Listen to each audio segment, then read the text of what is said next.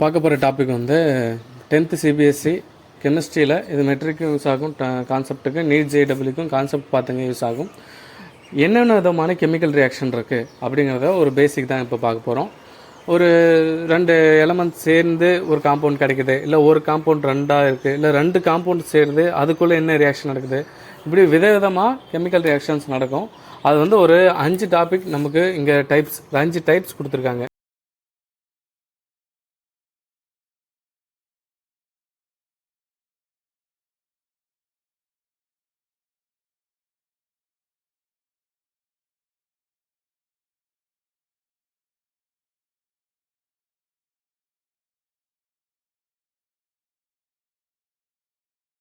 Combination reaction, இன்னொன்று decomposition. இது ரெண்டும் வித்தியாசமாக இருக்கும். காம்பினேஷனாக என்ன, ஒரு 2 எலமெண்ட்டில் சேர்ந்து ஒரு ப்ராடக்ட் கிடைக்கிறது. டீகம்போசிஷன்னா ஒன்றா இருக்கிறது 2ஆவோ 3ஆவோ அதுக்கு மேலே உடையிறது. காம்பினேஷன்னா என்ன சொன்னேன், 2 3 அதெல்லாம் சேர்ந்து ஒன்று கிடைக்கணும். டீகம்போசிஷன்னா முழுசாக இருக்கிறது உடையிறது, இது டீகம்போசிஷன். 3ஆவது என்ன இருக்கும், அடுத்து டிஸ்பிளேஸ்மெண்ட் ரியாக்ஷன். டிஸ்பிளேஸ்மெண்ட்னா ஒரு மெட்டீரியல் இன்னொரு காம்பவுண்ட் கூட சேரும்போது அந்த காம்பவுண்ட்லேருந்து ஒன்று எடுத்துகிட்டு இந்த மெட்டீரியல் அந்த காம்பவுண்டுக்குள்ளே போய் உட்காந்துக்கும், இன்னொருத்தரை டிஸ்பிளேஸ் பண்ணுறது. அடுத்து டபுள்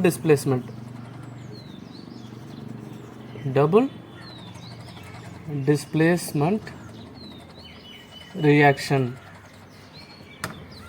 அடுத்து ஆக்சிடேஷன் அண்ட் ரிடக்ஷன். டபுள் டிஸ்பிளேஸ்மெண்ட்னா 2 காம்பவுண்ட் சேருதுன்னா இந்த காம்பவுண்டில் இருக்கிற 2 பொருள் இருக்குது, 2வது காம்பவுண்டில் 2 பொருள் இருக்குன்னா, இப்போது ஏபி சிடி சேருதுன்னு வைங்களேன், ஏடி கூடயும் பிசி கூடயும் சேர்ந்துடும். ஒன்று டபுள் டிஸ்பிளேஸ், இது அதை டிஸ்பிளேஸ் பண்ணுது, அதை இதை டிஸ்பிளேஸ் பண்ணிச்சு, அந்த மாதிரி.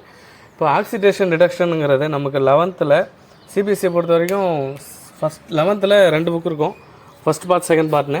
அந்த செகண்ட் பார்ட்டோட புக்கில் ஒரு குட்டி பாடமாகவே இருக்கும். மெட்ரிக்கை பொறுத்த வரைக்கும் கெமிஸ்ட்ரியோட ஃபஸ்ட்டு பாடம் ஆரம்பிக்கும் போது பாடத்தில் ஒரு பாதி பகுதியாக அது வரும். அது கொஞ்சம் பெரிய டாபிக் மாதிரி போகும். நான் அந்த டாபிக் வரும்போது நான் சிம்பிளாக சொல்கிறேன்.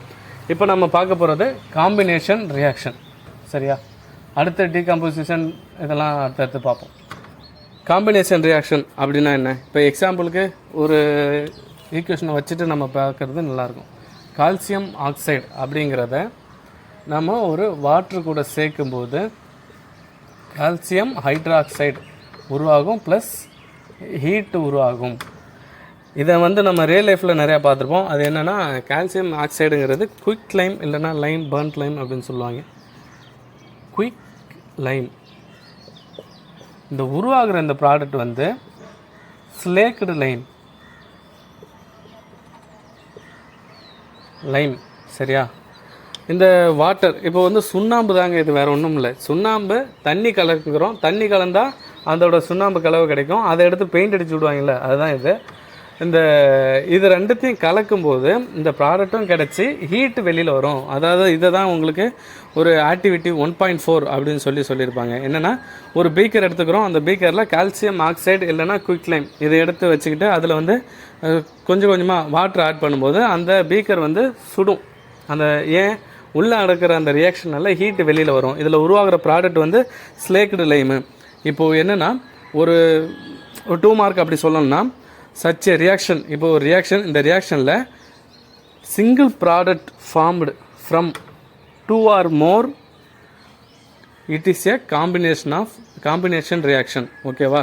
அதாவது 2-3 ப்ராடக்ட் ரியாக்டன் சேர்ந்து ஒரு ப்ராடக்ட் உருவாச்சுன்னா அதுக்கு பேர் காம்பினேஷன் ரியாக்ஷன் அப்படின்னு சொல்கிறாங்க. இதுக்கு இன்னும் எக்ஸாம்பிள் சொல்ல போனால், பர்னிங் ஆஃப் கோல்னால் இப்போ நிலக்கரி எடுத்து எரிக்கிறாங்க இல்லையா, கோலையும் இப்போ இந்த இடத்துல உள்ள ஆக்சிஜனையும் சேர்த்து, அதாவது எரிக்கிறதுனாலே அங்கே ஆக்சிஜன் வந்துடும்.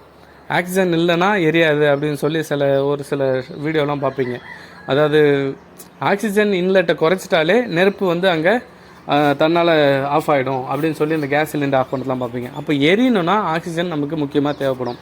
இப்போது இந்த நிலக்கரி கூட ஆக்சிஜனை சேர்க்கும்போது ஒரு ப்ராடக்ட் உருவாகும், ப்ளஸ் இதுலேயும் நமக்கு ஹீட் வரும். அந்த ஹீட்டை வச்சு தான் என்ன பண்ணுவாங்க, இந்த டர்பைனை சுற்றி கரண்ட் உருவாக்கி நமக்கு அனல் மின் நிலையெல்லாம் இருக்குல்ல, இதெல்லாம் இந்த ஃபார்ம் தான். அதான் நிலக்கரி யூஸ் பண்ணி பண்ணுறது. அடுத்து formation of water from hydrogen and oxygen.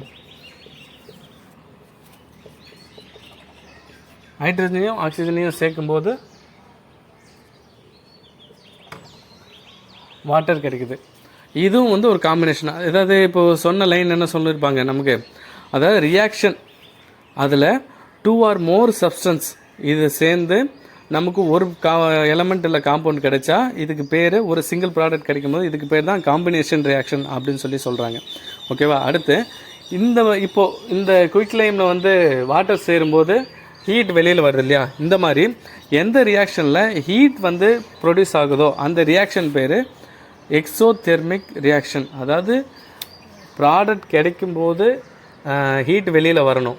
சில இடத்துல வந்து ஹீட்டை வாங்கிட்டு தான் இந்த ப்ராடக்டே கிடைக்கும். அப்போ அது எண்டோதெர்மிக், அதாவது வெப்பத்தை எடுத்துக்கிட்டு ப்ராடக்ட் உருவானா எண்டோதெர்மிக் ரியாக்ஷன். இது வந்து இது ரியாக்ட் ஆகி கிடைக்கும்போது ஹீட் வெளியில் வருது, அப்போ இது எக்ஸோதெர்மிக், வெப்ப உமிழ் வினை அப்படின்னு சொல்லுவாங்க. எக்ஸோதெர்மிக். ஓகேவா? ஹீட்டை எடுத்துக்கிட்டு இல்லை எனர்ஜி எடுத்துக்கிட்டு அந்த ரியாக்ஷன் நடந்தால் அது வெப்ப கொள்வினை அப்படின்னு சொல்லுவாங்க.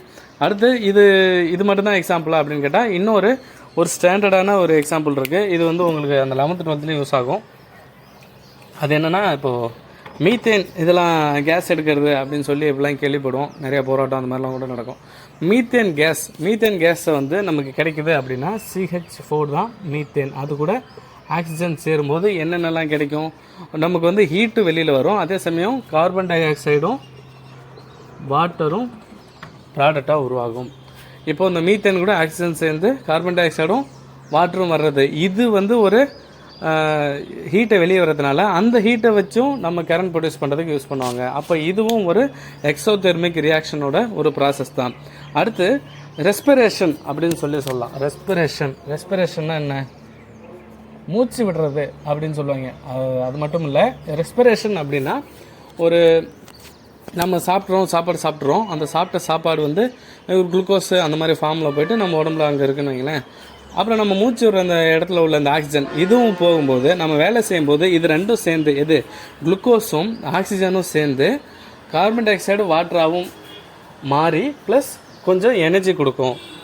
இப்போ இந்த ஃபார்மில் எழுதுகிறோம் பாருங்கள், C6H12O6 இது குளுக்கோஸ்ன்னு சொல்லுவாங்க. இது கூட ஆக்சிஜன் சேரும்போது என்னாகும்? H2Oவும் CO2வும் உருவாகும். நான் இந்த கம்பைன் லெட்டர்லாம் எழுதுகிறேன், அதெல்லாம் ஒன்றும் பெருசாக எடுத்துக்காதீங்க. ப்ளஸ் எனர்ஜி கிடைக்கும். இது நம்ம உடம்புக்கு இப்படி தான் எனர்ஜி கிடைக்குது. அதாவது குளுக்கோஸ் இப்போ வந்து இதை ஈக்குவல் பண்ணிடுவோம். உங்கள் புக்கில் உள்ள மாதிரி நான் போட்டுறேன், எப்படி ஈக்குவல் பண்ணாங்கன்னு சொல்லி நீங்கள் செக் பண்ணிக்கோங்க. ஓகேவா? அடுத்து இதை நீங்கள் தனியாக ப்ராக்டிஸ் பண்ணாலும் சரி, நான் ஏற்கனவே ஒரு ஈக்குவேஷன் இந்த ஃபஸ்ட் யூனிட்டில் உள்ளதெல்லாம் எப்படி பேலன்ஸ் பண்ணாது, இந்த ஆன்கோயிங் வீடியோவில் டைம் ரொம்ப எடுக்கும், அதனால் தனியாக பேலன்ஸ் பண்ணுறதுன்னு சொல்லி ஃபஸ்ட் யூனிட்டுக்கானதுன்னு சொல்லி நான் அதை பேலன்ஸ் பண்ணி காட்டுறேன். அதை அப்புறம் பாருங்கள். இப்போது குளுக்கோஸ் ஆக்சிஜன் கூட பர்ன் ஆகும்போது வாட்டரும் கார்பன் டை ஆக்சைடும் உருவாகுது, ப்ளஸ் எனர்ஜி உருவாகுது. அந்த எனர்ஜி வச்சு தான் நம்ம இப்போ செயல்பட்டுக்கிட்டு இருக்கோம். அடுத்து இப்போது வெஜிடபிள் மேட்டர், அதாவது காய்கறி, இதெல்லாம் வந்து ஒரு உரமாக மாறுது இல்லையா, அப்போது டீகம்போஸ் ஆகி தானே, அதான் முழுசாக உள்ளது உடஞ்சி அது உரமாக மாறும். அதுவும் வந்து ஒரு எக்ஸோதெர்மிக் ரியாக்ஷன். அப்போது இதெல்லாமும் ஒரு எக்ஸோதெர்மிக் ரியாக்ஷனா? எக்ஸோதெர்மிக் அப்படின்னா என்ன? வெப்ப உமிழ்வினை. ஓகேவா? இப்போ இதெல்லாம் பார்த்துட்டே வாங்க. அடுத்து உங்களுக்கு இந்த கால்சியம் ஹைட்ராக்சைடுன்னு ஒன்று இருக்குல்ல, இதை நீங்கள் எழுதுறது தான் எழுதிங்க, உங்கள் புக்லேயும் இருக்கும். இந்த கால்சியம் ஹைட்ராக்சைடுன்னு ஒன்று இருக்குங்க இல்லைங்களா, இந்த கால்சியம் ஹைட்ராக்சைடு வந்து ஸ்லேக்டு லைம். அதாவது கால்சியம் ஆக்சைடு வந்து குயிக் லைம் இல்லைனா லைமு, இது வந்து ஸ்லேக்டு லைம். ஓகேவா? இப்போ வந்து இந்த குயிக் லைமை தண்ணி கலந்து சுண்ணாம்பு செவத்தில் அடித்து விட்டு போகும்போது பார்த்தீங்கன்னா அந்த செவத்தில் ஏற்கனவே எழுதின எழுத்துலாம் நமக்கு தெரியும். ஆனால் ஒரு 2-3 நாள் கழித்து பார்த்தீங்கன்னா அது வந்து கொஞ்சம் பிரைட்டாக இருக்கும். அந்த எழுத்து 2 நாளுக்கு முன்னாடி அடிக்கும்போது தெரிஞ்சது இப்போ வந்து திடீர்னு பிரைட்டாக இருக்குது அப்படின்னு கூட சில பேருக்கு அந்த ஆச்சரியம் இருக்கும். அது ஏன்னா இந்த கால்சியம் ஹைட்ராக்சைடு உருவானதுக்கப்புறம் இன்னொரு விஷயம் நடக்கும். அது என்ன நடக்கும்னா, கால்சியம் ஹைட்ராக்சைடு அங்கே காற்றுல உள்ள கார்பன் டை ஆக்சைடு கூட சேரும்போது கால்சியம் கார்பனேட்டாக மாறும். கால்சியம் கார்பனேட்டாகவும் வாட்டரும் வெளியில் போயிடும்னு வச்சுக்கோங்க. இப்போ இது என்ன ஆகுது, இதுதான் உங்களுக்கு அந்த ஷைனியான ப்ளேஸை கொடுக்கும். எப்படி ஷைனியாக ஒரு பளபளப்பாக தெரியும். அதனால தான் அந்த சுண்ணாம்பு அடிக்கும்போது பேக்ரவுண்டில் இருந்த எழுத்து தெரியும், ஆனால் 2-3 நாள் கழிச்சு அது தெரியாது. இதுக்கு காரணம் இந்த கால்சியம் கார்பனேட் ஃபார்ம் ஆகிறது தான். இதில் இந்த கால்சியம் கார்பனேட்டுங்கிறது இந்த மார்பிளோட ஒரு கெமிக்கல் ஃபார்முலா. மார்பிள்னால் நம்ம வீட்டிலலாம் யூஸ் பண்ணுறாங்களே அதுதான் வச்சுக்கோங்க. அந்த மார்பிளோட கெமிக்கல் ஃபார்முலான்றது இந்த கால்சியம் கார்பனேட் இதுதான். ஓகேவா? இதுதான் இந்த காம்பினேஷன் ரியாக்ஷன்.